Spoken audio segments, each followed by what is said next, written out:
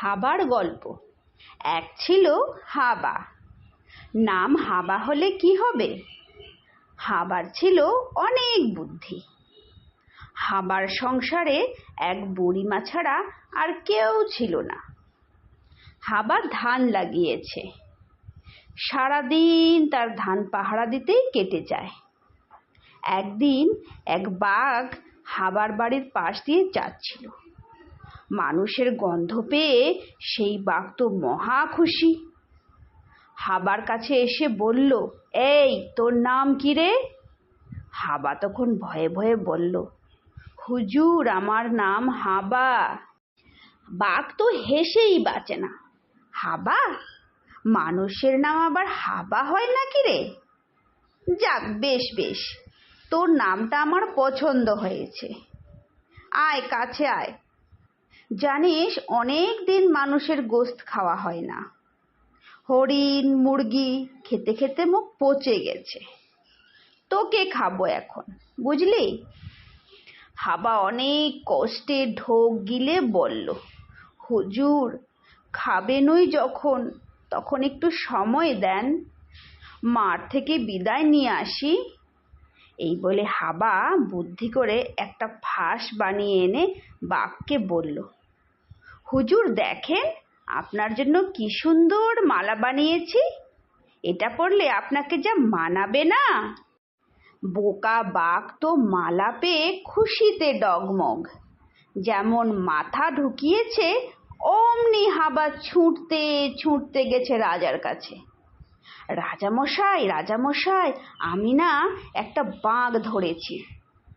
রাজা তো বিশ্বাস করেন না কিছুতেই। তুই হলি হাবা আর তুই ধরেছিস বাঘ?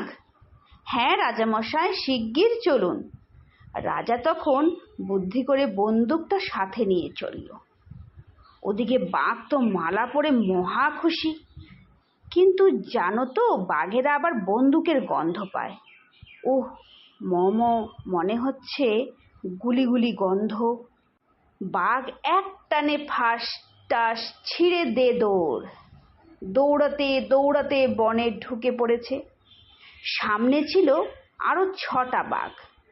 তারা তো অবাক, কিরে অমন দৌড়াচ্ছিস কেন? কি হয়েছে? বাঘ কাঁদো কাঁদো গলায় বলল, আর বলো না, অনেক দিন মানুষের গোশত খাই না ভেবে ওই গায়ের হাবাকে খাবো ভাবলাম। বলেই কান্না জুড়ে দিল। কোনো রকমে সবটা শুনে 6 বাঘ তো রেগে গেল। তুই হলি বাঘ আর তোর একটা মানুষের বাচ্চার ভয়ে কাঁদছিস?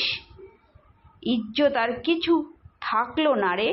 চল চল দেখি হাবার কেমন সাহস। বাঘ তো কিছুতেই যাবে না। শেষে জোড়াজুড়িতে গেল। দূর থেকে হাবা 7টা বাঘ দেখে ভাবল, সর্বনাশ, 7টা বাঘ, এবার কি হবে? শেষে এক বুদ্ধি করলো হাবা। 7টা বাঘ এসে হালুম বলতেই আগ বাড়িয়ে হাবা বলল, হুজুর আমাকে খাবেন? 7 বাঘ তো মহা খুশি। কি ভালো মানুষ রে বাবা। হুম, খাবো, আয় খায়।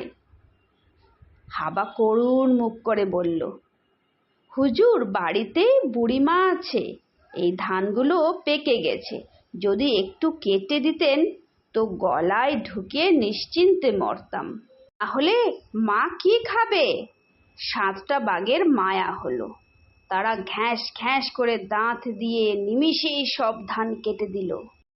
ওদিকে হাবা এর মধ্যে কামারের কাছে গিয়ে 7টা শিকল, একটা লোহার ডান্ডা আর একটা ধান গোছানোর জন্য কারল বানিয়ে আনলো। তারপর ধান কাটা হতেই বাঘগুলাকে বলল, একটু যদি মেরে দিতেন তো নিশ্চিন্ত হয়ে মরতাম। আমার মোটা গরুটাকেও আপনাদের খেতে দিতাম। বাঘেরা খুব খুশি। হাবা তখন শিকলগুলো গলায় পরিয়ে দিল। তারপর বাঘ দিয়ে ধান মারতে শুরু করলো। যখনই কোনো বাঘ আস্তে হাঁটে, হাবা লোহার ডান্ডা দিয়ে দে পাছার উপর বাড়ি। সেই যে প্রথম বাঘটা যার গলায় ফাঁস পড়িয়েছিল হাবা, সে এবার বুদ্ধি করে গলায় শিকল পরে নেয়, হাতে কাঁড়ল নিয়ে ধান ছিটলে গুছাতে লাগলো। আর 6 বাঘের দুর্দশা দেখে মিচকি হাসে সেই প্রথম বাঘটা। মনে মনে ভাবে, কেমন ঠেলা!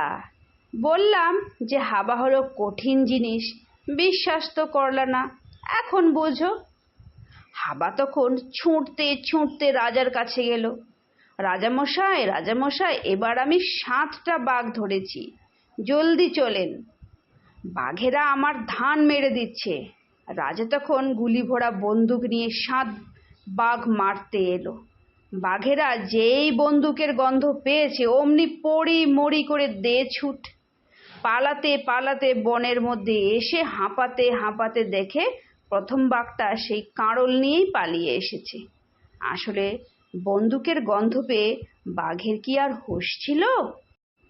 অন্য বাঘগুলা তাই দেখে তো মাথায় হাত। সর্বনাশ, এ কি করেছিস? তুই হাবার কাঁড়ল এনেছিস? শিগগির যা, ফেরত দিয়ে আয়, নইলে দেখিস হাবা তোর কি করে। আর শোন, খবরদার হাবার ফাঁদে পা দিস না, খালি যাবি দিবি আর চলে আসবি, বুঝলি? বাঘটা তখন ভয়ে ভয়ে কাঁড়ল নিয়ে হাবার বাড়ির দিকে আসতে লাগলো। হাবা তো দূর থেকে দেখেই ফন্দি করে ঘরের বেড়ায় একটু ফুটো করে রাখলো। বাঘ দূর থেকেই, হাবা ভাই, তোমার কাঁড়লটা ভুল করে নিয়ে গেছিলাম গো। হাবা ঘরের মধ্য থেকে বলল, তা এনেছো, ভালো করেছো। এই ফুটোর মধ্য দিয়ে তোমার লেজের সাথে বেঁধে একটু ঢুকিয়ে দাও তো দেখি। তখন বাঘটা যেই লেজের সাথে বেঁধে ফুটো দিয়ে কাঁড়ল দিতে গেছে, হাবা অমনি ধারালো হাইসা দিয়ে কুঁচ করে বাঘের লেজ কেটে দিল। বাঘ তো বাবা গো মা গো বলে দৌড়। লেজ কাটা বাঘ তখন বেড়া বাঘ। ছুটতে ছুটতে বাঘ পিঁপড়ের নরম ঢিবি দেখে ভাবলো একটু বসে যাই। যেমন বসেছে অমনি পিঁপড়ের বাড়ি অন্ধকার হয়ে গেল। রাগে সব পিঁপড়ে এসে বাঘের কাটা লেজের জায়গায় এসে কামড়ে ধরলো। বাঘ তখন ওরে বাবা, এখানেও হাবা বলে আবার পালাতে লাগলো। কিছু দূর গিয়ে ঠান্ডা পানির জলা দেখে বাঘ ভাবলো, এইখানে পাছা ঠেকিয়ে একটু বসি, আহ কি আরাম। অমনি পানিতে যত যোগ ছিল সব রক্তের গন্ধ পেয়ে বাঘের পাছা ধরলো কামড়ে। বাঘ তো ভয়ে ওরে বাবা, এখানেও হাবা বলে কাঁদতে কাঁদতে বন ছেলেই পালালো। সবাই জেনে গেল হাবা বাঘ তাড়াতে জানে। পাশের গ্রামে যখন আবার বাঘগুলো উৎপাত শুরু করলো, সবাই এসে হাবাকে ধরলো। হাবা বলল 1 বস্তা মুড়ি, খই আর গুড় দিতে। সবাই তাই দিল। হাবা তাই নিয়ে উঠল গাছের উপর। যে গাছের নিচে বাঘগুলো এসে আড্ডা জমায় আর কোন বাড়িতে হানা দিবে তা নিয়ে আলোচনা করে। হাবা আছে গাছের উপর বসে বসে মুড়ি চাবায়। ওই 7 বাঘ এসে নিজেরা কথা বলা শুরু করে দিল। কিন্তু সেই যে প্রথম বাঘটা যার লেজ কেটে দিয়েছিল হাবা, সে তো আবার হাবার গন্ধ ভালো মতো চিনে। নাক শুকতে শুকতে বলল, কেমন জানি হাবা হাবা গন্ধ। সবাই তখন ওরে ধমক দেয়, বেড়া তুই চুপ থাকতো, আমরা আছি 7 জন, এবার যদি হাবাকে পায় তো ঘাড় মটকেই ছাড়বো। অমনি উপরে তাকায়, দেখে সত্যিই হাবা। তখন বাঘেরা একজনের ঘাড়ে আরেকজন উঠতে শুরু করলো হাবাকে ধরার জন্য।